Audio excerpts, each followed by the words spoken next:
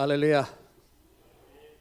오늘 오후 시간에도 하나님의 크신 은혜와 성령의 기름 부으심이 함께 하셔서 약속의 땅 가나안에 들어가는 그 순간까지 우리 하나님께서 주님의 성도를 은혜의 구름 기둥과 능력의 불 기둥으로 지켜주셨듯이 우리 이 땅 가운데 광야와 같은 삶을 살아가지만 하나님의 약속 안에 머무는 우리 모든 성도들에게 우리 주님께서 은혜의 구름 기둥으로 능력의 불 기둥으로 함께 하셔서 천국 가는 그날까지 영혼이 잘 되고 범사가 잘 되고 강건한 우리 하나님의 권속들 되시기를 주님 이름으로 축원합니다.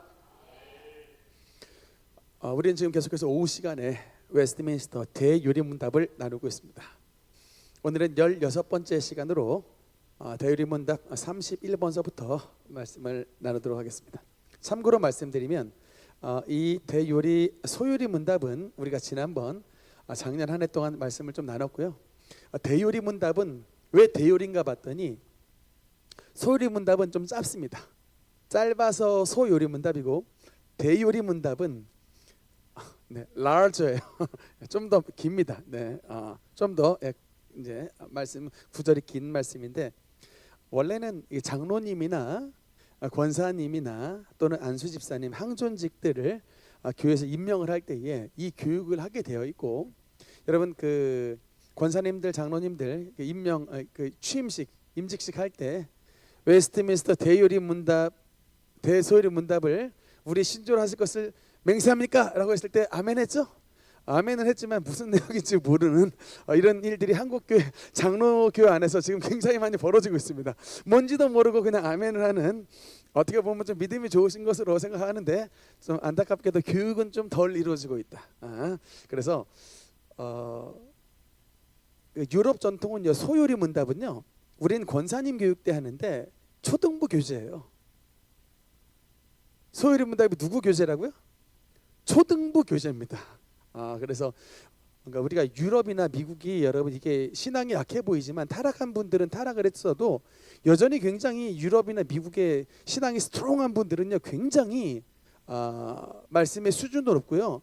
그리고 그 로이드 존즈 목사님, 그 마틴 로이드 존즈 목사님, 영국의 굉장히 유명한 목사님인데 그분 설교를 제가 듣고 우리 성도님들이 굉장히 그 영국 교회 성도님들이 은혜 받았다는 걸 보면서 굉장히 놀랐어요. 왜냐하면 우리 신학교 학생들이 들어도 쉽지 않은 말씀이에요. 그런데 그 은혜에 감격을 해가지고 성도님들이 막 10,000명씩 모였다라는 걸 보면 그 수준 높은 그 설교를 성도님들이 다 알아듣고 그 알아들은 말씀에 전부 아멘하고 성령이 막 불타올랐다. 우리가 지금 개선해야 될 방향이 뭐냐면요, 불파들이 무조건 그냥 막 은사 추구하고, 우리도 은사 추구해요. 은혜 받고 은사 추구하고 막 은혜 받고 기적 체험하고 좋은데, 불파의 약점이 뭐냐면 성경 말씀을 몰라. 그냥 무조건 불로면 그냥 장땡으로 하고 그냥 그 은혜 받고 축복 받으면 그냥 땡입니다 하는데 그게 아니라니까요. 여러분 우리 한국교회 전통은 사경회라는 전통이 있어요. 1907년에 장대현 교회에서 부흥 사경회 했다니까요. 사경회가 뭐냐면 조사할 사자예요. 조사할 때 사자, 경은 성경 경자, 성경 공부하고 성경 조사하는 게 사경회예요. 그 전통이 오늘날까지 우리 한국교회에 이어졌기 때문에 부흥의 은혜가 쭉 연결이 됐는데, 많은 세계의 부흥의 역사가 나타나는 곳에서 이상하게 부흥의 불이 빨리 꺼집니다. 아주사 부흥도 빨리 꺼졌고 웨일즈 부흥도 빨리 꺼졌고 한 3년 5년 타오르면 꺼져요. 이게 왜 그런가 봤더니 이게 성경을 모르고 불파로만 가니까 순간 확 따라올랐다가 꺼지는 일들이 굉장히 비일비재하더라. 여러분 은사와 능력 받는 거 좋은데 이 은사와 능력 받아가지고 이게 끝까지 길게 가고 이단으로 빠지지 않고 끝까지 하나님의 말씀 안에 거하려면 반드시 하나님의 말씀의 뼈대 안에 이 성경 말씀 안에 거해야 여러분 탈선하지 않을 줄 믿습니다. 그래서 조금 어렵다 할지라도 이런 내용들을 알아야 이 악한 독사와 같은 마귀 새끼들이 판치는 이 때에 말씀을 들고 미혹시키는 게 신천지고 JMS고, 여러분 어머니 하나님 이런 애들이 다 성경 말씀 들고 미혹시키는데 그것을 분별해서 넘어가지 않는 성도가 되는 것입니다. 그래서 오후의 시간은 계속해서 여러분과 당분간은 웨스트민스터 이 대요리 문답을 계속해서 말씀을 나누도록 하겠습니다. 오늘은 그 중에 31번입니다. 은혜 언약은 누구와 맺으셨는가?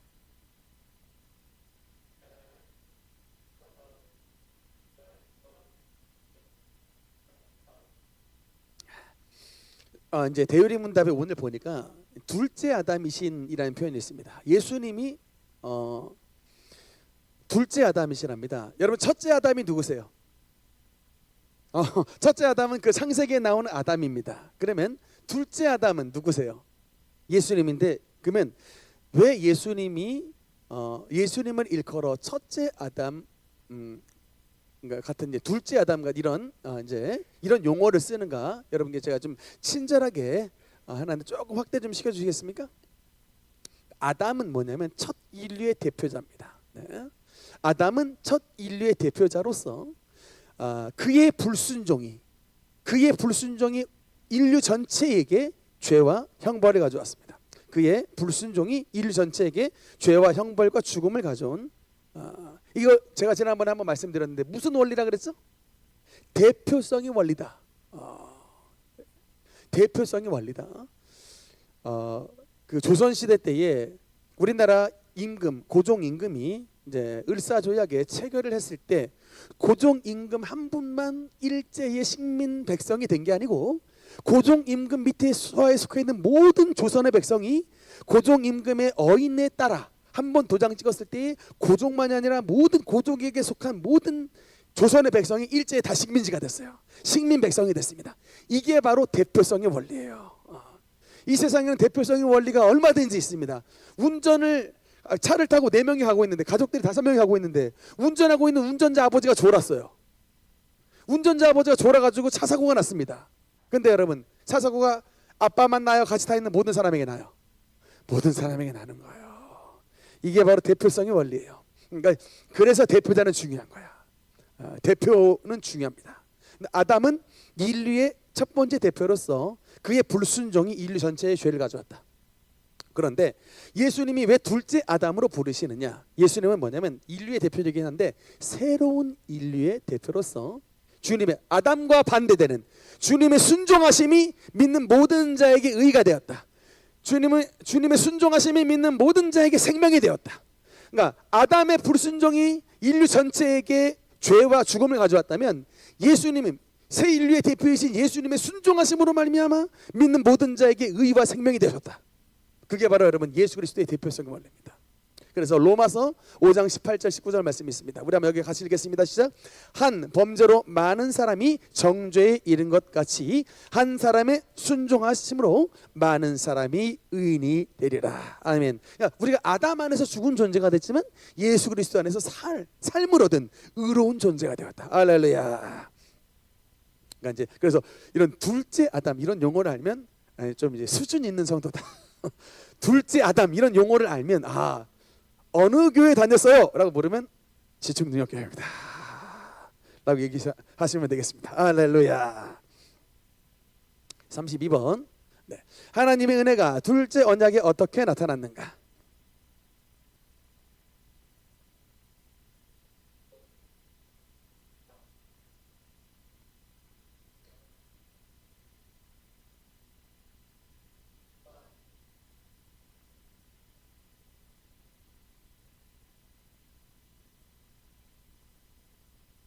일단 여기까지만 보겠습니다.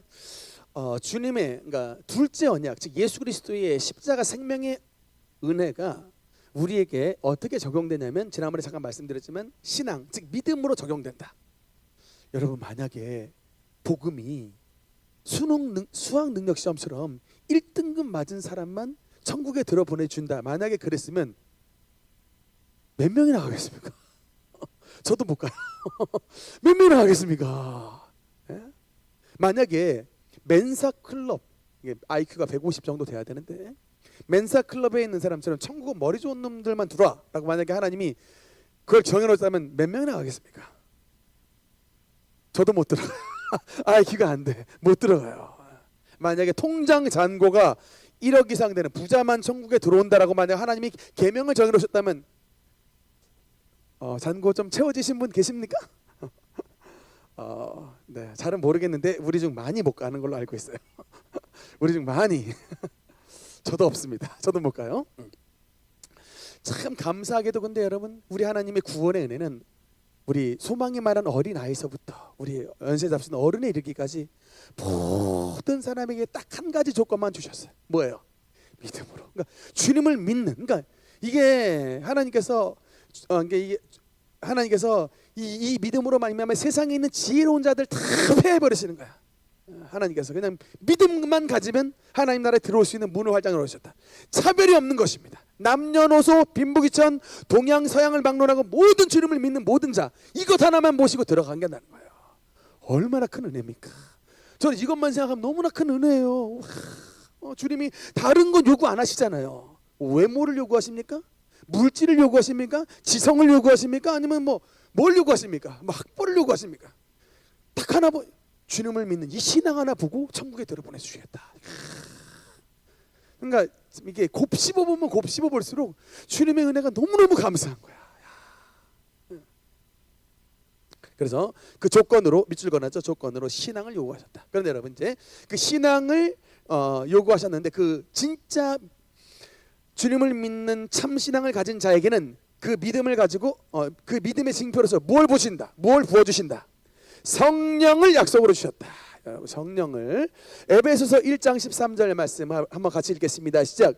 그 안에서 너희도 진리의 말씀 곧 너희의 구원의 복음을 듣고 그 안에서 또한 믿어 약속의 성령으로 인치심을 받았으니 아멘. 성령이 왜 중요하냐? 하나님의 어인이에요. 하나님의 옥새야. 여러분 이게 정치판에서도 옥새 들고 나르샤 이런 거 들어보셨어요? 이게 도장이 굉장히 중요하잖아. 이게 조선이 여러분 이게 일제한테 이게 어인 도장을 찍어가지고요 이게 식민지로 넘어갔잖아요. 이게 도장 이게 확정이거든요. 하나님께서 우리에게 도장을 찍어 주십니다. 뭐냐면 이게 약속의 성령으로 인치심을 받았다. 너는 내 것이야. 너는 내 것이니라 라고 하신 하나님의 도장, 이 성령의 도장인 것입니다. 즉 성령을 받은 사람은 성령 안에서 거듭난 사람이고 하나님의 나라의 출생 이게 증명서에 도장이 찍힌 것입니다.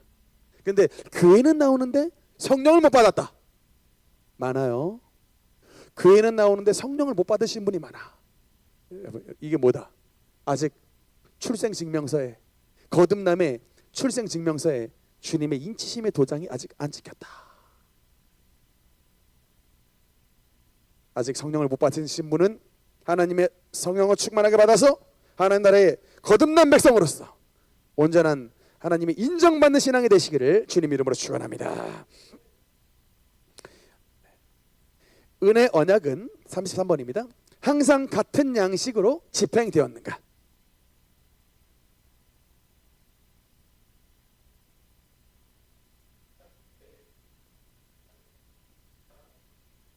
여긴 조금 이제 깊은 부분으로 들어가는데 은혜 언약 안에 이제 그 구약의 은혜 언약의 양식이 있었고 신약의 양식이 있었는데 그러면 이제 구약은 구체적으로 어떤 서로 다르다는 겁니다. 다른 것인데 구약은 어떻게 되는가? 34번 구약의 은혜 언약은 어떻게 집행되었는가?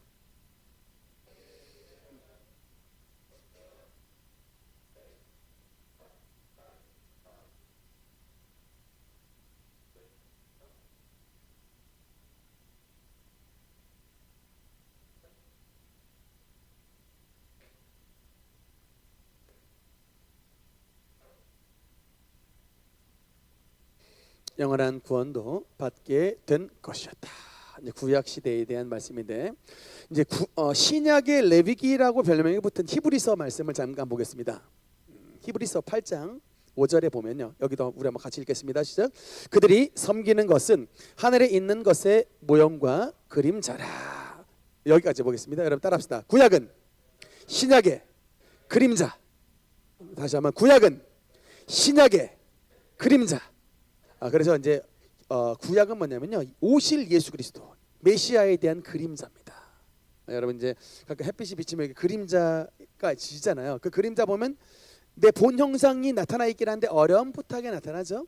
그러니까 예수님은 이제 실체, 완성, 성막이라면 오실 예수 그리스도, 신약 시대에 오실 예수 그리스도에 대한 그 그림자가 바로 구약에 대한 말씀인데, 그래서 이런 뭐 약속, 예언, 제사, 할례, 유월절, 기타 예표와 규례로 집행되었다. 이런 것들이 한마디로 말하면 다 그림자에 대한 것입니다. 대표적인 구약 시대에 나오는 그림자 한번 볼게요. 여러분, 이 태버네클, 성막이죠. 여러분, 성막 관심 있으십니까? 정말 여러분 이제 성경 일독하실 때 출애굽기 한 20장 정도서까지는 재미있게 읽어요. 그러다가 출애굽기 본격적으로 25장서부터 나오면 뭐를 만들려고 해가지고 한창 막 레위기 제사 나오고, 여러분 민수기 10장까지 이야기인데 무려 출애굽기 25장서부터 또 레위기 전체 27장 통째로 하고 민수기 10장까지 이르는 말씀, 그러니까 거의 말하면 거의 한 40장 말씀인데, 성경의 40장에 해당된 말씀이 다 뭐에 대한 말씀이냐면 바로 이 성막에 대한 말씀입니다. 혹시 성막에 대해 궁금하신 분들은 유튜브에 우리 지축능력교회 수요 예배를 치시면 석망론이라고 하는 파트가 있는데, 제가 한 30번 정도에 걸쳐서 성막에 대해서 아주 자세히 풀어서 말씀을 드린 적이 있었습니다. 궁금하신 분 성막론 한번, 여러분 이렇게 또 잠 안 오면요 한번 도대체 성막이 뭔가 아주 여러분 상세하게 풀어드렸기 때문에 도움이 되실 건데, 한마디로 말하면 여러분 이 성막은 구원의 그림자에 대한 말씀, 구원에 대한 여정이에요. 성막에는 7가지의 기물이 있습니다. 이제 문을 지나가지고 첫 번째 기물이 뭘까요? 이제 복습 한번 해볼까요? 성막 첫 번째. 저 확대 좀 해볼까요? 네, 벌써 다 까먹으셨죠? 네, 그래 까먹어 주셔야 제가 또 합니다. 네, 첫 번째가 뭐죠? 네, 번제단. 네, 번제단. 그러니까 번제를 드리는 번제단. 네, 조금 더 확대를 해주시면 번제단 안 보이면, 네, 저기 불이 쫙 타오르는 거죠. 저 번제단. 번제단인데, 여러분 저 번제단이 상징하는 게 뭘까요? 이 번제단이 어떤 금속으로 만들어졌을까? 이게 어떤 금속으로? 손 한번 들어볼게요. 금. 번제단 금. 두 번째 은. 세 번째 놋. 네. 번제단은 놋으로 만들어졌습니다. 여러분, 그래서 이게 놋은 놋은 성경에서 항상 뭐의 상징이냐면 심판을 상징해요. 금은 항상 왕권, 이게 영광을 상징하면 첫 번째 나와 있는 이 놋은요 심판을 상징해. 그러면 왜 하나님의 성막의 첫 번째 기물이 왜 놋으로 만들어졌을까? 바로 우리의 심판받아야 되는, 우리의 죄가 심판받은 장소, 또 하나님의 아들 예수님이 십자가에서 저와 여러분 대신에 죄를 짊어지신 장소이기 때문에, 그래서 번제단의 상징은 뭐다? 십자가라는 것이죠. 예수님의 십자가. 네, 그다음 두 번째 제사장이 서 있는 제사장이 반드시 성소 안에 들어가기 전에 물두멍에서 씻고 들어가죠. 두 번째 기물은 물두멍. 네, 그리고 물두멍을 지나서 저 성소 안으로 들어가면 세 가지의 기물이 있습니다. 남쪽에 금촛대, 네, 성령을 상징하는 것이죠. 금촛대. 맞은편에 뭐가 있을까요? 12개의 떡이 있는 떡이 진설되어 있다고 해서 그 떡을 진설병이라고 하고, 진설병이 놓여져 있는 상이라 해서 떡상이라고 합니다. 그건 뭘 상징할까요? 말씀을 상징하는 거예요. 금촛대는 성령을 상징하고 12개의 떡은 말씀을 상징하고, 그 다음에 성소와 마주보고 있는, 지성소와 마주보고 있는 이게 뭐가 있을까요? 다섯 번째 기물인, 네, 그게 바로 이제 분향단, 하나님께 앞에 기도하는 분향단 있고, 그다음에 그 이제 안쪽으로 들어가면 분향단 안에서 성소에서 지성소로 들어가면 뭐가 있죠? 법궤가 있죠. 법궤. 그 법궤 안에 세 가지의 예물이 있습니다. 성물이 있습니다. 첫 번째 십계명 돌판, 두 번째 아론의 쌍난 지팡이, 세 번째 만낭아리. 이제 이렇게 하면 구약의 성막론은 머릿속에 들어가 있는 거야. 한 가지만 더. 번제단에서 드리는 5가지 제사가 뭐예요? 번제단에서 드리는 5가지 제사. 첫 번째 번제, 두 번째 소제, 세 번째 화목제 네 번째, 속죄제 다섯 번째, 속건제. 5가지 제사. 그렇게 목놓아 말씀을 드렸는데 다 많이 까먹어 주셨군요. 네, 괜찮습니다. 네, 또 하면 되니까. 네. 어쨌든 이게 뭐냐면 예수 그리스도의 십자가의 은혜, 예수 그리스도의 십자가의 5가지 제사를 통해서 우리에게 주신 은혜가 이제 이렇게 나와 있는 것입니다. 어쨌든 이거는 다 뭐냐면 그림자, 구약에 속해 있는 것이고. 네, 이제 마지막 말씀입니다. 35번 신약 시대의 은혜 언약은 어떻게 집행되는가?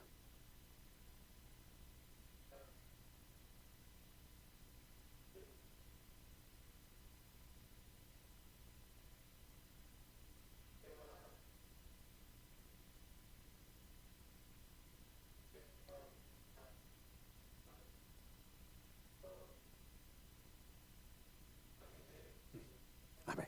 구약 시대에는 예수님이 오시기 전 시대니까 오실 예수님을 바라보고 안식일을 지켰고 유월절을 지켰고 맥추절 또 장막절 이런 절기를 지켰는데, 그래서 이제 성막에 예수님이 오시기 전까지 오실 예수님을 기대하는 마음으로 이제 성막에서 제사를 지냈습니다. 그러나 여러분 이제 예수님이 저와 여러분의 영원한 언약이 되어주셔서 영원한 하나님의 어린 양이 되어주셔서 예수님으로 말미암아 구원이 완성되었습니다. 이제는 유대인뿐만 아니라 이방인인 저와 여러분까지 예수 그리스도의 십자가의 은혜로 아브라함의 자손이 되는 구원의 반열에 올라가게 됐습니다. 그래서 여러분 지금 시대에는 유월절을 지킨다 안 지킨다? 근데 이거 모르는 부분이 많아요. 지금 시대에는 여러분 유월절 지킨다 안 지킨다? 손 듭니다. 유월절 지켜야 합니다. 한번 손 들어보세요. 지켜야 합니다. 네, 내리고 안식일 지켜야 합니다. 한번 손 들어보십시오. 안식일. 안식일 참고로 토요일이에요.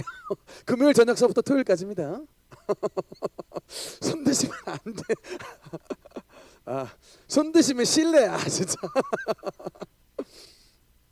근데 여러분 이렇게 미혹시키는 애들이 누군지 알아요? 어머니 하나님이에요. 하나님의 교회. 여러분 장길자 어머니 하나님, 하나님의 교회 만든 요새 엄청 많잖아요. 어머니 하나님.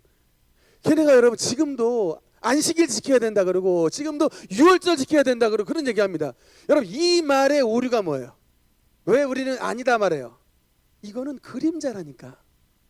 구약시대에 예수님이 오시기 전에 그림자에 속해 있는 거예요.